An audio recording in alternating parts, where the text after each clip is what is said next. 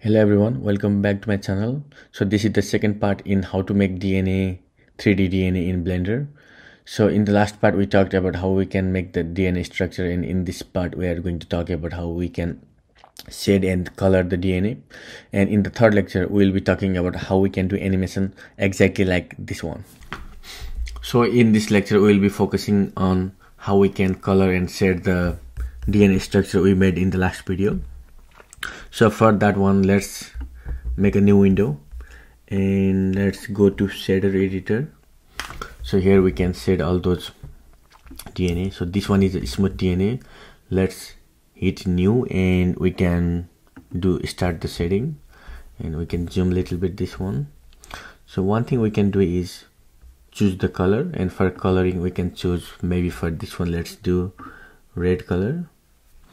And one thing is you cannot exactly see in your viewport, and one of the reason is you are on display in solid mode, and the second one is the display in material preview. So you can see the material preview, and the final one is the render preview. So whatever you can see in the final rendering image, you will be exactly see the same thing. But when we work, let's work on display in material preview mode, so we can get more idea on this one. And one another thing you can change so many things here, but one thing you can do is roughness. So if you decrease the roughness, it becomes more shiny. You can see this one, right? It becomes more shiny. And if you increase the roughness, it becomes more dull.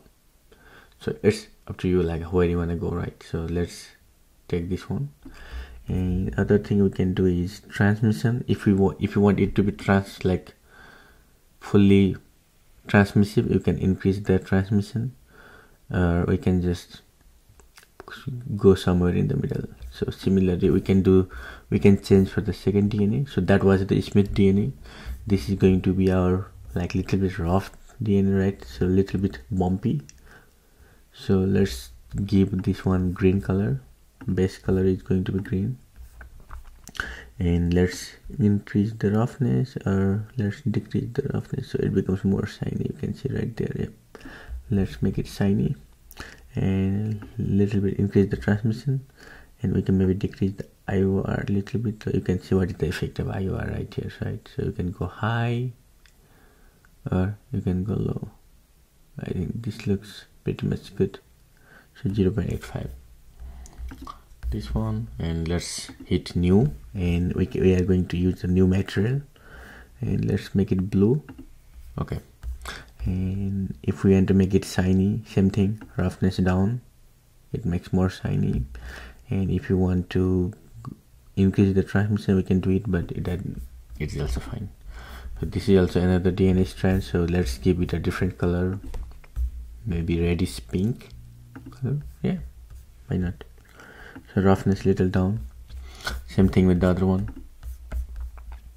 New, and change the base color, and we can change it to maybe this one. Yeah, looks nice. And if you want to make it shiny, decrease the roughness.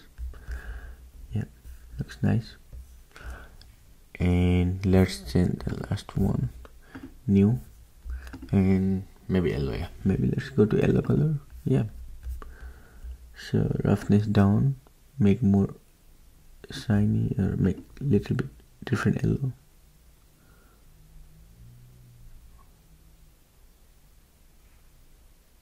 Maybe I like this yellow. Okay, this yellow is nice.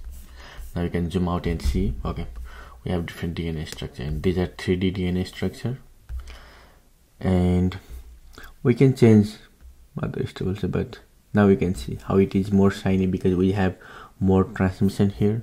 And let's look in viewport shading in the render view.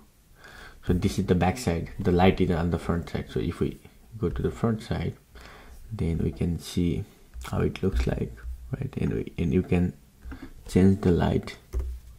So when you shift the light, you can see the color in different way. Okay, so this is how we color and shade the DNA. And you can do the same thing with other cell organelles that you are working with. So this lecture was mostly focused on shading and coloring. So I'll be talking about rendering and maybe camera and light in the next lecture. So stay tuned for part 3, how to make DNA in 3D in Blender. Thank you so much and see you in next video.